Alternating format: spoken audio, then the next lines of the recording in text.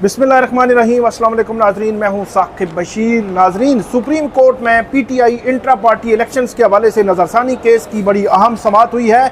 बल्ले के निशान वापस लेने के से मुतल्लिक ये केस था। 13 जनवरी को सुप्रीम कोर्ट ऑफ पाकिस्तान ने पीटीआई के इंट्रा पार्टी इलेक्शंस को दुरुस्त करार नहीं दिया था और पीटीआई से बल्ले का निशान ले लिया गया था। जब ये फैसला आया था तो उस फैसले पर शदीद तनकीद हुई कि ये फैसला जो है वो दुरुस्त फैसला कानूनी तौर पर नहीं है। उसके खिलाफ नज़रसानी दायर हुई थी। 6 फरवरी को नज़रसानी दायर हुई और आज 11 अक्टूबर को उस नज़रसानी दरख्वास्त पर समाअत हुई। इस वाले से बहुत आम सवालात हैं, सवालात थे और तारीख में ये वर्स्ट जो है वो फैसला लिखा जाएगा। आज नज़रसानी दरख्वास्त में पीटीआई का एक भी वकील पेश नहीं हुआ और चीफ जस्टिस काजी फाइज ईसा के आज के बाद अगर अंदाज़ा लगाया जाए तो 6 वर्किंग डेज रह गए हैं और वो नज़रसानी ऐसे लगता है कि अपने जाने से पहले 25 अक्टूबर को अपने जाने से पहले इस नज़रसानी का फैसला करना चाहते हैं। आज हामिद खान साहब की जानिब से जो दरख्वास्त दायर की गई थी उस पर भी सवालात उठाए चीफ जस्टिस ने। इसके अलावा पीटीआई के वकील नहीं आए, इस पर भी सवालात उठाए। एडवोकेट ऑन रिकॉर्ड जो सुप्रीम कोर्ट में होते हैं वो भी नहीं आए, फिर सवालात उठाए। लेकिन जो अकबर एस बाबर के वकील हैं अहमद हसन वो मौजूद थे, वो बात करते रहे और फिर सहाफ़ियों के हवाले से भी जो है वो इनडायरेक्टली उन्होंने बात की और तनकीद जिस तरह चीफ जस्टिस बाजी में करते रहे हैं इसी तरह तनकीद की।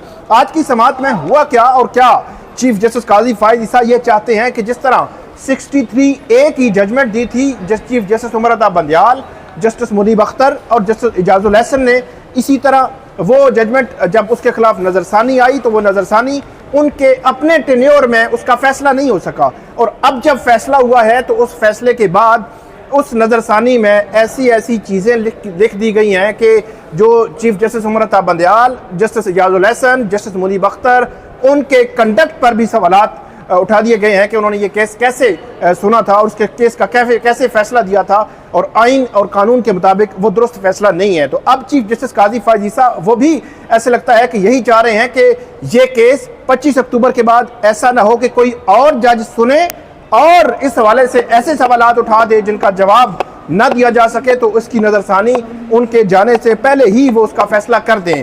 आज की समाअत बड़ी अहम थी। अब 21 अक्टूबर तक जो है वो समाअत मुलतवी हुई है। आज की जो दिलचस्प समाअत है उसका आंखों देखा अहवाल मैं आपके सामने रखता हूँ सुप्रीम कोर्ट से बराह रास्त। आज की समाअत जैसे ही शुरू हुई तो चीफ जस्टिस काजी फाइज ईसा उन्होंने जो पूछा, क्योंकि पीटीआई की जानिब से एक वकील भी नहीं था, होता ये था कि बैरिस्टर गोहर, नियाजुल्लाह नियाजी, हामिद खान, अली जफर, बहुत सारे वकील जो है वो इसके अलावा भी सुप्रीम कोर्ट में मौजूद होते थे। लेकिन आज केस में एक सिंगल पीटीआई का वकील नहीं था और जो एडवोकेट ऑन रिकॉर्ड होता है जो सुप्रीम कोर्ट के अंदर बैठता है वो भी मौजूद नहीं था। चीफ जस्टिस काजी फाइज ईसा ने देखा, उसके बाद कहा कि इसमें एडजर्नमेंट आई है और एडजर्नमेंट के बाद चीफ जस्टिस ने ये कहा, वो अहमद हसन जो अकबर एस बाबर के वकील हैं, अहमद हसन वो रोस्टरम पे आ गए।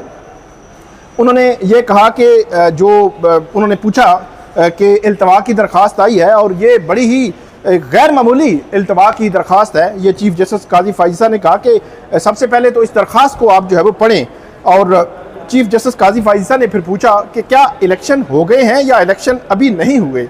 तो इस पर जो अहमद हसन थे अकबर एस बाबर के वकील, उन्होंने कहा कि मार्च में इलेक्शन हो गए लेकिन उस इलेक्शन के हवाले से भी मामलात इस वक्त इलेक्शन कमीशन में ज़ेर इल्तवा हैं। चीफ जस्टिस ने फिर अहमद हसन को कहा कि आप हामिद खान साहब की आज केस मुलतवी करने की दरख्वास्त पढ़ें। हामिद खान ने दरख्वास्त पढ़ी और ये कहा कि फैमिली मसरूफियात की वजह से वो ये नहीं आ सकते। तो चीफ जस्टिस ने कहा कि क्या फैमिली मसरूफियात वजह हो सकती है और इतने सीनियर वकील से मैं तवक्को नहीं कर रहा था कि इस किस्म की वो दरख्वास्त जो है वो दायर करेंगे।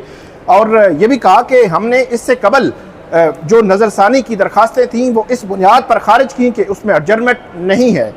उसके बाद आगे बढ़ते हैं। उन्होंने कहा कि इस केस में और भी बहुत सारे वकला जो है वो मौजूद थे। अली जफ़र साहब थे, नियाजुल्लाह नियाजी थे, बैरिस्टर गोहर थे, हामिद खान थे, कोई भी दस्तयाब नहीं है, कोई वकील नहीं आया आज।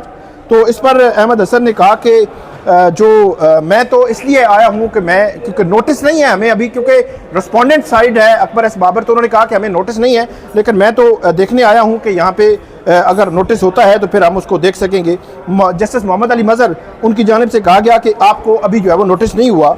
चीफ जस्टिस ने कहा कि जो शॉर्ट ऑर्डर था ये जो इंटर पार्टी इलेक्शंस का, ये कब का है?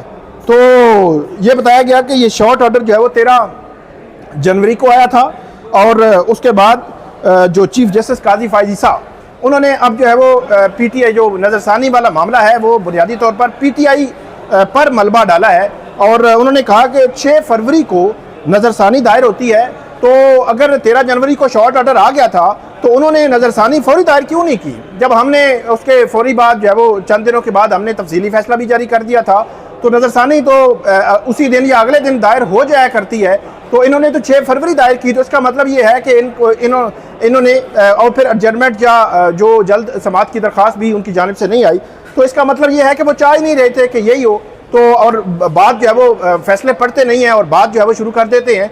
तो उन्होंने बुनियादी तौर पर पीटीआई को कहा उनकी जानिब से जो एडजर्नमेंट का मामला नहीं आया, और इसमें जो इलेक्शंस भी हैं बाद में हुए हैं, तो उससे पहले वो आ सकते थे, वो नहीं आए, ये चीफ जस्टिस काजी फायज ईसा ने कहा। और यहाँ पे जस्टिस मुसर्रत लाली, उन्होंने कहा कि जब इलेक्शन जो है वो दोबारा हो गए हैं तो फिर रिव्यू करने का मकसद क्या है? तो चीफ जस्टिस काजी फायज ईसा ने ये कहा कि कुछ लोग जो है वो इस कमरा अदालत में मौजूद हैं जो ड्रम बीटर्स हैं, तो ड्रम बीटर्स का जो है वो वर्ड इस्तेमाल किया, और उन्होंने कहा कि उन्होंने वो जो इंट्रा पार्टी इलेक्शंस का केस था उसको बल्ले के निशान केस जो है वो बनाकर पेश किया, हालांकि ये इंट्रा पार्टी इलेक्शंस था और वो ड्रम बीटर्स वो फैसला भी नहीं पढ़ते, ये चीफ जस्टिस ने कहा। और वो इससे कबल यूट्यूबर्स इससे कबल वो कह चुके हैं कि कोर्ट रिपोर्टिंग पहले हुआ करती थी, अब तो डॉलर्स कमाते हैं और पता नहीं इस तरह की बातें करते हैं, ये पहले भी चीफ जस्टिस जो है वो कई दफ़ा कह चुके हैं। और उसके बाद चीफ जस्टिस ने ये कहा कि जो इलेक्शन के हवाले से जो बल्ले वाला मामला है वो पैराग्राफ 51 में जो है वो बल्ले की बात आती है, क्या उन ड्रम बीटर्स ने वाकई ही ये फैसला पढ़ा है? ये चीफ जस्टिस ने ये बात की। और उसके बाद कहते हैं कि 13 जनवरी, अच्छा इस दौरान मामला ये है कि चीफ जस्टिस काजी फायज ईसा जिन्होंने नज़रसानी दायर की थी उनमें से कोई एक वकील भी मौजूद नहीं था इस केस को। बहरहाल काफ़ी वजाहती, आप ये कह सकते हैं कि काफ़ी वजाहतें हो गई, इस केस को उन्होंने आगे चलाया, और जो रिस्पोंडेंट साइड थे जिनको नोटिस भी नहीं था वो आगे रोस्टरम पर और वो बातें जो है वो कर रहे थे और सवालात के जवाब दे रहे थे। उसके बाद चीफ जस्टिस कहते हैं कि 13 जनवरी फैसला, तफसीली फैसला भी हमने जल्दी जो है वो जारी कर दिया था, और 6 फरवरी को इन्होंने दायर की अपनी नज़रसानी की दरख्वास्त, और हमने जो हामिद खान साहब का इंट्रा पार्टी इलेक्शंस के हवाले से कोर्ट था उसका भी हमने जो है वो दिया, उसमें जिक्र किया है, और इन्होंने लीगल ग्राउंड बतानी है कि किस बुनियाद पर ये नज़रसानी उन्होंने दायर की। इस पर चीफ जस्टिस ने एक और भी कहा कि 29 मई को प्रपोज हुई थी ये कि इस केस को लगाया जाए, लेकिन क्योंकि बैरिस्टर अली जफ़र 4 जून तक जनरल एडजर्नमेंट पे थे तो इस वजह से ये केस उसके बाद नहीं लग सका। और हालांकि इसमें एक और वजह भी थी जो चीफ जस्टिस ने भी बयान की, इसमें जो जस्टिस मुसर्रत लाली जो इस बेंच का हिस्सा हैं वो दरमियान में को मेडिकल इश्यूज़ की वजह से वो काफ़ी अरसा उन्होंने कोर्ट नहीं की और उनका ट्रीटमेंट चल रहा था, और वो जो है वो आज भी आई, और आज बल्कि पिछली जब समाअत हुई थी जनवरी में तो उन समाअतों के दौरान उनकी जानिब से जो है वो बेंच की जानिब से एक रिमार्क्स ये भी आए थे कि जो थंबनेल में लिखा जाता है वो वीडियो में नहीं होता, तो ये भी बड़ा इंटरेस्टिंग मामला था। उसके बाद चीफ जस्टिस जो है उन्होंने ये कहा कि 10 साल बाद केस लगाना चाहती हैं तो लगाएं, जो मर्जी है करें, लेकिन बाहर जाकर इस पर जो आप प्रोपेगेंडा करते हैं वो प्रोपेगेंडा जो है वो नहीं फिर होना चाहिए, जो फैक्ट्स हैं वो रिकॉर्ड पे आने चाहिए। और उन्होंने कहा कि पहले तो कुछ जर्नलिस्टिक एथिक्स हुआ करती थी और कम से कम जो है वो जो बात करें वो सच बात करें। ऐसे लगता है कि जो सुप्रीम कोर्ट में भी या चीफ जस्टिस काजी फायज ईसा भी वो जो बातें की जाती हैं सोशल मीडिया पे, यूट्यूब पे, जो जर्नलिस्ट बात करते हैं, जो फैक्ट्स बेस्ड बात करते हैं, और हम एक बात बड़ी क्लैरिटी के साथ मैं आपको बता दूं कि इख्तलाफ राय हो सकता है लेकिन ऐसे नहीं हो सकता कि कोई झूठी खबर, कोई झूठी बात, कोई जो है वो फेक इंफॉर्मेशन वो आपके साथ शेयर की जाए, ऐसे नहीं हो सकता। बेशक चीफ जस्टिस या कोई सुप्रीम कोर्ट या कोई भी कहता रहे, जो उनकी राय हो सकती है कि ये फेक है या झूठ है, लेकिन जितनी इंफॉर्मेशन हम अपने नाजरीन को देते हैं, जिस पे तज्जिया करते हैं, वो हमेशा से सच्ची इंफॉर्मेशन होती है। कभी भी झूठ ना उस पर रिलाई करते हैं, ना ही फैलाने पे बात करते हैं। हाँ, क्रिटिसिज्म करते हैं। 13 जनवरी जैसे फैसले आएंगे तो उस पर सख्त से सख्त क्रिटिसिज्म होगा। ये फैसले तारीख में रद्दी की टोकरी में जाएंगे। 63 पे मखसूस सियासी हालात में फैसले आएंगे तो उस पर क्रिटिसिज्म होगा। हाँ, फिर इसके अलावा ऑर्डिनेंस जो है वो ऐसे लगेगा कि ऑर्डिनेंस जो है वो किसी उसके साथ हो रहा है, तो ऑर्डिनेंस पे कमेटी जो 2 मेंबर की बनेगी तो इस पे जो है वो तनकीद होगी। लेकिन झूठ नहीं हम फैलाते, बिल्कुल ऐसी बात हो ही नहीं सकती। लेकिन बहरहाल चीफ जस्टिस जो कहते हैं कि पहले जो कोर्ट रिपोर्टिंग थी वो बड़ी ज़बरदस्त थी, अब जो है वो कोर्ट रिपोर्टिंग डॉलर्स के लिए की जाती है। ये इन्होंने पिछली समातों में कहा था। अब जो है वो कहते हैं कि जर्नलिस्टिक एथिक्स जो है वो होती थी। फिर चीफ जस्टिस ये कहते हैं कि ऐसी दरख्वास्त के फैमिली मसरूफियात हैं, ऐसी दरख्वास्त मैंने कभी नहीं देखी कि किसी वकील ने ऐसी दरख्वास्त जो है वो दायर की हो।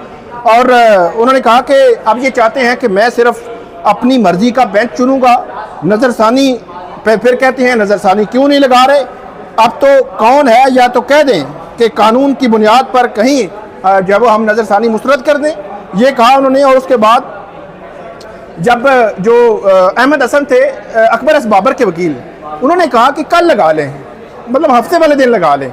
तो फिर चीफ जस्टिस ने कहा कि वो फिर हफ्ते वाले दिन लगा लिया तो कहेंगे कि हफ्ते के दिन जो है वो कोर्ट लगा ली है। हम तो सुनने के लिए बैठे हुए हैं, तो किसी वक्त भी हम तो सुन सकते हैं, हमारे लिए मसला नहीं है। उन्होंने अपना दिफा देना है और हम बोल नहीं सकते, हम जवाब नहीं दे सकते। लेकिन ये है कि पहले सुना था कि सीनियर वकील जो है वो जवाब दिफा किया करते थे, लेकिन हम तो बोल नहीं सकते। तो दूसरे लफ्ज़ों में वो ये कहना चाह रहे थे कि सीनियर वकील पहले जो बेंच के हवाले से बात होती थी तो वो दिफा करते थे। अब जो है वो सिचुएशन मुख्तलिफ है। अब सिचुएशन उस तरह उन्होंने कहा नहीं है, लेकिन उनका मतलब यही था। उसके बाद कहते हैं कि जो 5 वकील थे, ये जो है 5 इनमें कई वकील थे और ये इल्तवा की कोशिश है, शायद इस बुनियाद पर इल्तवा जो है वो करना चाहते हैं। एडवोकेट ऑन रिकॉर्ड जो है वो उन्होंने पूछा वो कहाँ पे है, और वो भी मौजूद नहीं था। फिर अहमद हसन ने कहा, वो तफसीली फैसले के बारे से बताया, तो चीफ जस्टिस ने कहा कि एडवोकेट ऑन रिकॉर्ड ने दरख्वास्त दी है, सीनियर वकील हामिद खान की तरफ दरख्वास्त दी है, बैरिस्टर गौर हैं, वो अपने नाम के साथ बैरिस्टर भी लिखते हैं। और उसके बाद हामिद खान, न्याजुल्लाह न्याजी, ये बात की। फिर उसके बाद ये कहा कि सेक्शन 6 के तहत, सेक्शन 6 जो है वो प्रैक्टिस एंड प्रोसीजर एक्ट का ये कहता है कि आप अगर वकील ना हो तो आप अपना वकील तब्दील भी कर सकते हैं, तो आप अपना वकील तब्दील कर सकते हैं। फिर 5 वकील हैं। फिर आगे चलकर जो ग्राउंड दी गई हैं इसकी बुनियाद पर हम मुतमिन नहीं है, उन्होंने अपने ऑर्डर में लिखवाया है और ये कहा है कि जब इसका 13 जनवरी को जब इस केस का फैसला आया था तो उस वक्त बैरिस्टर गौहर, अली जफ़र, न्याजुल्लाह न्याजी, हामिद खान, इसके अलावा और भी वकील जो है मौजूद थे। और आगे चलकर ये कहा कि 21 अक्टूबर के लिए हम इस केस को रख रहे हैं और फर्दर एडजमेंट कबूल नहीं होगी, फर्दर एडजमेंट मंजूर नहीं की जाएगी। मतलब कि 21 अक्टूबर से केस आगे नहीं जाएगा। 21, 22, 23, 24 और 25 ये 5 दिन है चीफ जस्टिस काजी फाइज साहब, तब जो है वो 21 से लेकर 25 तक। तो उन्होंने कहा कि फर्दर एडजमेंट नहीं होगी। मैंने आपको शुरू में बताया था कि 63A का जो फैसला आया था, 63A के फैसले में तब जो है वो chief justice Umar Bandial, justice Ijazul Hasan, justice Munib Akhtar थे और उन्होंने फैसला दिया और उसके बाद नज़रसानी छोड़ दी। अब नज़रसानी आई है तो उनके कंडक्ट पर बहुत बड़े सवालिया निशान किसने लगाए हैं? चीफ जस्टिस काजी फाइज साहब उनके फैसले में लगे हैं। अब जो है वो 23 जनवरी 13 जनवरी का फैसला है, वो फैसला अगर नज़रसानी में किसी और बेंच के पास गया तो वो बेंच उस पर सवालात उठा सकता है, क्योंकि 13 जनवरी का फैसला, मैं बार बार आपको कह रहा हूँ कि ये रद्दी की टोकरी में फैसला जाएगा। 13 जनवरी को जो फैसला दिया था ये दुरुस्त फैसला कानूनी तौर पर नहीं था। उसके बाद जब अदालत ऑर्डर लिखवा रही थी तो फिर अचानक जो है वो चीफ जस्टिस की किसी कागज़ पे जो है वो नज़र पड़ी। उन्होंने कहा कि इसमें तो न्याजुल्लाह न्याजी भी पटिशनर हैं और बैरिस्टर गौहर जो अपने नाम के साथ बैरिस्टर लिखते हैं, चीफ जस्टिस ने कहा। और उसके बाद ये कहा कि ये भी तो पटिशनर है। बाद उन्होंने कहा कि एडजर्नमेंट के लिए जो ग्राउंड बनाई गई है वो ग्राउंड दुरुस्त नहीं है और उस ग्राउंड की बुनियाद पर हम जो है वो मुतमिन नहीं है। लेकिन हम इंसाफ की खातर ये केस जो है वो 21 अक्टूबर तक जो है वो मुलतवी कर रहे हैं और 21 अक्टूबर को दोबारा जो है इस केस में समाअत होगी। और मैं आपको बता रहा हूँ 21, 22, 23, 24 और 25 मतलब 21 के बाद 4 दिन चीफ जस्टिस के रह जाएंगे और उस 21 को मिला के 5 दिन रहेंगे। तो अब देखना यह है कि क्या पीटीआई 25 अक्टूबर से पहले इस नज़रसानी का फैसला हो जाएगा या नहीं होगा। मेरी इत्तला के मुताबिक पीटीआई यही चाहती है कि एक जो है वो 25 अक्टूबर से पहले इस केस का फैसला ना हो। अब देखना यह है कि मामलात कहाँ पे जाते हैं। बहरहाल ये आज की हमारी वीडियो थी, आपको उम्मीद है पसंद आएगी। इस पर फीडबैक दीजिएगा। अल्लाह हाफिज़।